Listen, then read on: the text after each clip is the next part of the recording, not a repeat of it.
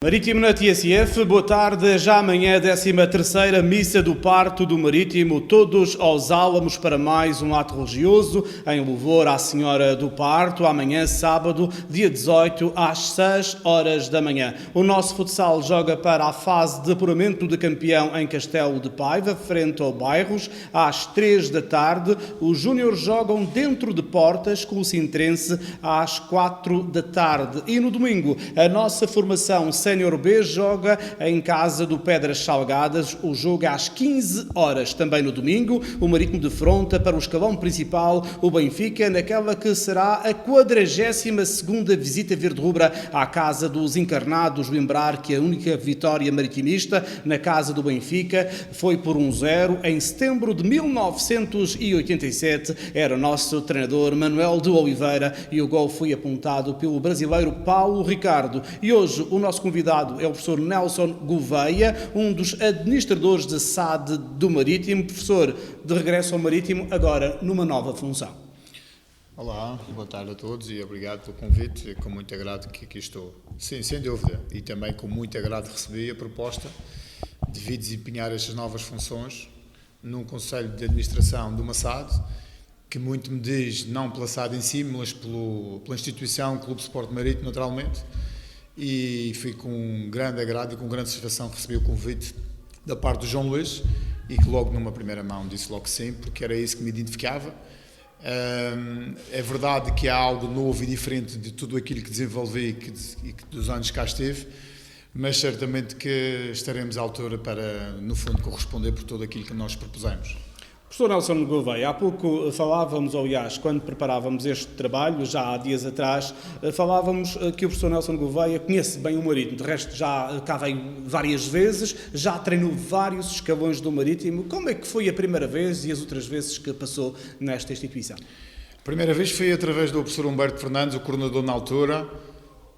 Eu era aluno da Universidade da Madeira. Já lá vai muito tempo. Muito tempo. E no terceiro ano nós tínhamos de fazer uma opção de modalidade para fazer um estágio e fiz a opção em futebol. E naturalmente fico com um agrado que ele um dia compareceu numa das nossas aulas, nunca me esqueço, uma aula de pedagogia, no antigo pavilhão de São João, que já não existe. E quem é que estaria interessado no ano seguinte em fazer um estágio em futebol? Porque o Marítimo oferecia um número de vagas e eu candidatei-me ao mesmo, e depois reunimos umas outras vezes e acertámos e foi fácil. E a partir daí, se já gostava do Marítimo, passei a gostar mais e naturalmente a fazer uma coisa que gostava e na altura como professor estagiário, que era uma das obrigações que tínhamos de fazer para a equivalência, na pretensão da equivalência do nível 1 de treinador.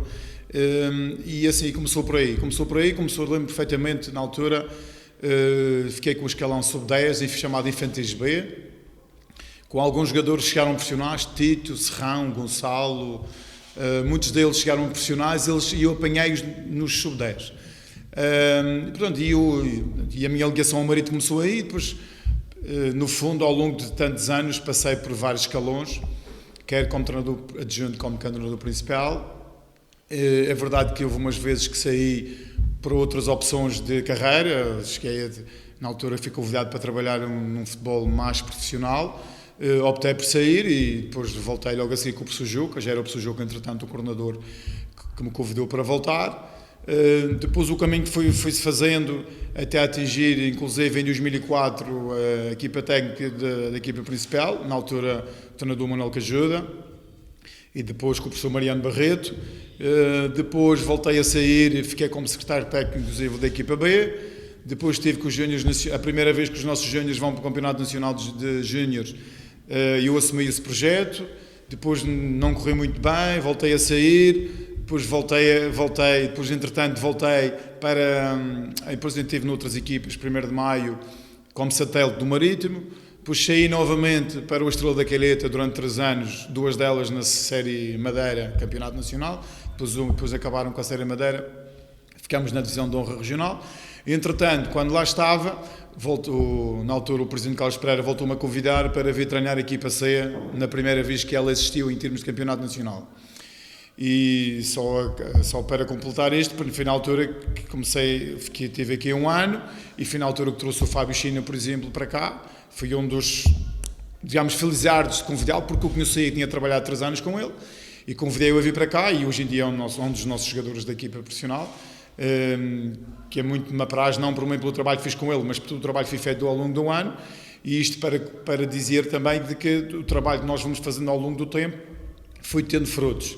Também posso dizer que durante este tempo todo, tive privilégios de trabalhar com o Dani, sub-19, Pepe, sub-19, são tudo atletas que todos nós conhecemos e que hoje em dia são, o que já foi, o Dani neste caso já terminou e o Pepe ainda está no ativo. Tive o privilégio de trabalhar com eles diariamente e é extremamente gratificante nós percebermos que por muito pequena que seja a nossa colaboração com a formação deles, por muito pouco que tenha sido, é sempre um privilégio vê-los chegar ao patamar que chegaram e ao nível que chegaram, e qualquer um deles, por exemplo, são grandes exemplos. Professor, acabou por fazer aqui uma retrospectiva de mais de 20 anos de dedicação ao futebol, e neste caso particular ao Marítimo e aos clubes da Ilha da Madeira. É esta experiência que vem ajudar e que vem trazer na administração da SAD do Marítimo? Sem dúvida, porque, vejamos, nós, quando estamos do outro lado, muitas vezes até pedimos e exigimos determinadas condições de trabalho, determinados atletas, queremos qualidade, determinados departamentos que nós achamos que fazem parte e que nós tentamos sempre, e agora estamos deste lado e vamos ver se tudo aquilo que nós acreditamos, que faz parte da formação diária de um atleta, desde a sua formação até ao plantel sénior, a gente perceber que agora também podemos contribuir para isso e de uma maneira diferente. Porquê? Porque quando estivermos do outro lado, passamos por qualquer tipo de dificuldades, desde treinar em terra, com pedras, sintéticos, condições, muitas delas, transportar atletas para conseguirmos ir à competição. Isto aconteceu, não é por ser o Marítimo, não, isto aconteceu nas mais variadas equipas que eu tive. Nós fazíamos um pouco de tudo, desde treinador, massagista, psicólogo, pai, encarregado de educação. Só para contar uma pequena história, uma altura, nunca me esqueço, quando tive uma equipa sub-12, tinha um atleta que tem um comportamento extremamente desviante. E quando telefonámos à mãe para tentar pedir ajuda, a ajuda veio ao contrário. A conversa do outro lado do telefone foi: professor, por favor, ajude-me a educá-lo. Portanto, para a gente ter uma ideia do que a dificuldade que é. E quando estamos deste lado, às vezes, vimos determinados atletas, alguns com rebeldia, etc., outros com a sua própria maneira de ser, e nós podemos, deste lado agora, talvez com determinados departamentos, desde nutrição, desde psicologia, fazer um trabalho diferente, com pessoas devidamente especializadas, com pessoas mais capazes de ajudar estes miúdos a crescer e a fazê-los mais homens e mulheres, porque também temos a nossa tutoria, o futebol feminino, fazer desta malta cidadãos mais normais, mais capazes de enfrentar as necessidades a curto e médio prazo, quer mesmo na vida social, quer mesmo em termos profissionais e futebolísticos. No fundo, a nutrição, a psicologia, o marketing, a imagem, a comunicação, no fundo, esse articular todos estes departamentos, no fundo, vão fazer os alicerces da equipa principal para que o êxito, no fim, também aconteça. Sem dúvida. Nós até podemos não conseguir, o objetivo não é conseguir X número de atletas no futebol profissional, madeirenses, não é o mais importante. Sem dúvida que nós se tivermos uma boa capacidade de departamento de scout, por exemplo, que é uma das coisas que nós queremos implementar e fazê-lo de maneira diferente, no sentido de toda e qualquer captação, seja ele madeirense, seja não seja madeirense, desde que tenha qualidade, ou que nós consigamos contribuir para que essa qualidade ainda aumente, para quando eles atingirem um patamar mais sénior, mais profissional, estejam mais preparados e mais capazes. Nós temos muitos exemplos, não vale a pena mencionar nomes, de atletas que passaram por esta instituição. É este que vai chegar lá, é este que vai chegar e não chegou. Alguns até chegaram e não conseguiram se manter. É extremamente difícil chegar lá e ficar, e a gente sabe o que é. E há todo um processo de formação que é preciso complementar. Naturalmente que em vez de termos o China, o Edgar, o Pedro Pelágio, se calhar podíamos ter o Francisco, o Manuel e mesmo no futebol feminino ter mais Marias, mais... Porquê? Porque todo o processo anterior, se não for devidamente fundamentado, se não for devidamente trabalhado diariamente nas diferentes etapas, chega lá em cima, não dá certo. E não é por acaso, a gente às vezes pensa que é mais barato comprar, não é mais barato comprar. O formar sai caro, mas quando ele é formado devidamente, quando ele é recompensado, futuramente esta formação e este investimento que é feito vai ter consequências para quem estiver aqui, ou nós ou outras pessoas, e naturalmente vai ter fruto. O Marítimo será um clube formador? Sempre foi e sempre vai ser. O Marítimo Em termos regionais, acho que não precisamos justificar muito a instituição que é. Em termos nacionais, ainda mais. Vou-lhe dar só um pequeno exemplo, porque a gente diz que o Marítimo, eu quando estive a fazer o curso de treinadores há pouco tempo, eu convivi, nós éramos 60, convivi com 59 colegas meus, e vou-lhe dizer que grande parte deles, o Marítimo é bom para a gente trabalhar. O Marítimo. Portanto, eles conhecem a marca Marítimo, conhecem a instituição, sabem que é um clube com um grande currículo, com um grande palmarés, nem só na Europa, mas em termos nacionais, e a partir daí é aliciante para qualquer treinador. Nós agora, quando tivemos, por exemplo, nas reuniões de trabalho, e quando depois definirmos o perfil de treinador atual para a equipa profissional, nós fizemos reuniões de trabalho com vários treinadores e todos eles conhecem o que é o Marítimo. Conhecem a realidade, sabem as suas particularidades, o que é Cirilé, o que é na Cirilé, as dificuldades, eles sabem disto, porque é importante. Quem vem para aqui tem que saber aquilo que vem. E quando não sabem, por exemplo, atletas que nós recebemos, nós temos de passar essa informação para eles.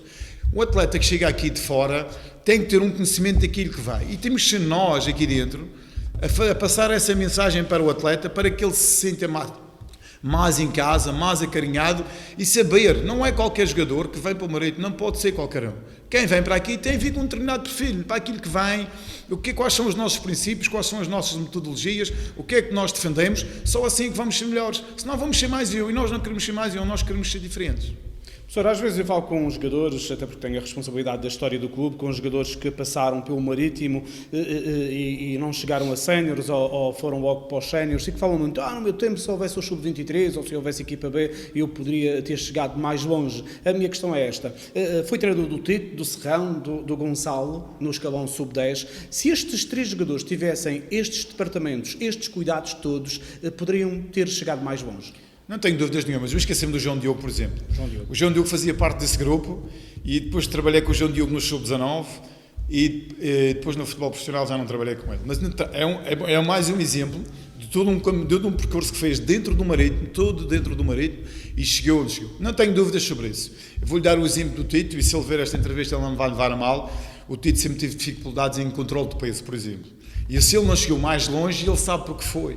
Não era falta de talento, não era falta de acompanhamento. Na altura também fazíamos muito isso, mas não era fácil.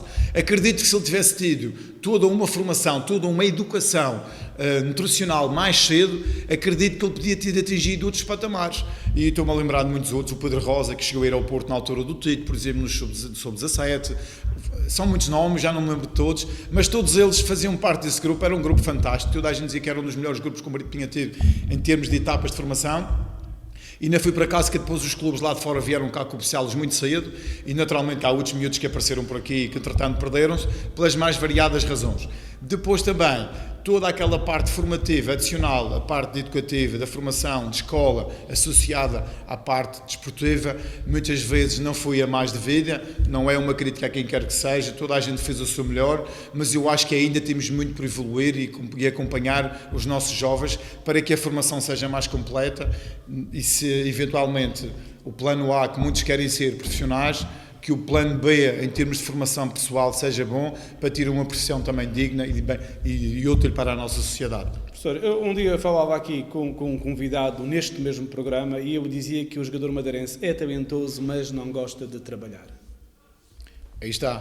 Tem a ver com a tal educação, com a tal formação que nós queremos dar de início. Porque quando se chega num jovem de 10 anos, que ele vem treinar das 8 às 9h30 da noite, não estou a criar um hábito saudável num jovem de 10 anos e não estou-lhe a criar o gosto pela modalidade por muito bom que eu quero. E essas condições, se eu conseguir fazer isso com horários melhores, com outro tipo de acompanhamento, naturalmente que ele vai criar um maior gosto para aquilo que faz. E se ele fizer com o maior gosto, vai tentar evoluir. Outra coisa que nós temos aqui, em termos internos na região e não só, que é a competitividade. A nossa competitividade não é a mais saudável e ao não ser a mais saudável, que as limitações que todos nós temos geográficas, tudo isso é uma das condicionantes que nós temos que pensar em formar os nossos jovens. E várias tentativas de projetos semelhantes já foram feitas, com o avanço de escalão, com a subida de escalão, com o aumento de jogar no escalão acima, para tentar que esta competitividade chegue lá. Eu vou-lhe dar um pequeno exemplo. No último ano que estive no sub-19, em termos de campeonato nacional, realidade nua e crua, quando vamos só com os nossos madeirenses, não conseguimos. E porquê que não conseguimos? Porque só aqui na Madeira temos 2 jogos extremamente competitivos. Os outros jogos, a ganhar por 10 e por 15, não vamos lá. Não vamos lá. Não é por nas redes sociais que marquei 4 ou 5 golos, com muito respeito, independentemente da instituição que for, ganhei por 10-0, que estou a evoluir, nem pouco mais ou menos, não vale a pena. E se nós queremos evoluir esse aspecto, o trabalho que temos que ver, a competitividade que temos que ver, os quadros competitivos, tudo isto tem que ser o trabalho feito mais cedo, treinar a horas mais dignas, ter outros cuidados, como já falámos, da alimentação, do cuidado, da psicologia, tudo uma série de cuidados que infelizmente ainda não temos. E se não temos, não podemos esperar que as coisas aconteçam do céu como fosse um jackpot no Euromilhões, não. Se nós queremos, se nós identificarmos um atleta aos 12, aos 14 anos, que a gente acha que tem um elevado potencial, este atleta tem que ser acompanhado de maneira diferente. Os treinadores têm que perceber isso, toda a logística, todos os recursos humanos à volta têm que entender isto e perceber que todos nós vamos contribuir para a formação de 1 ou 2 para chegar lá em cima, não vão chegar todos. E nós temos que ser sinceros e dizer isso a eles. Toda a gente vai ter a sua oportunidade. As mesmas bases de trabalho, as mesmas condições. Depois, há uns que vão chegar lá, mas vão. E porquê? Por mais variadas razões, naturalmente por tudo aquilo que nasce connosco, que é o chamado talento, que tem ou não tem, mas depois há uma panóplia de ações e de tarefas que se pode proporcionar aos jovens para lá chegar. Mas isso leva muito trabalho e às vezes os jovens não sabem esperar as suas oportunidades, por exemplo. Muitos deles não sabem. Acham que, porque aquele está e eu não estou. Nós hoje em dia temos jovens que aos 14 e 15 anos preferem ir namorar do que vir ao treino, preferem ir às redes sociais, preferem ir ao jantar com os amigos.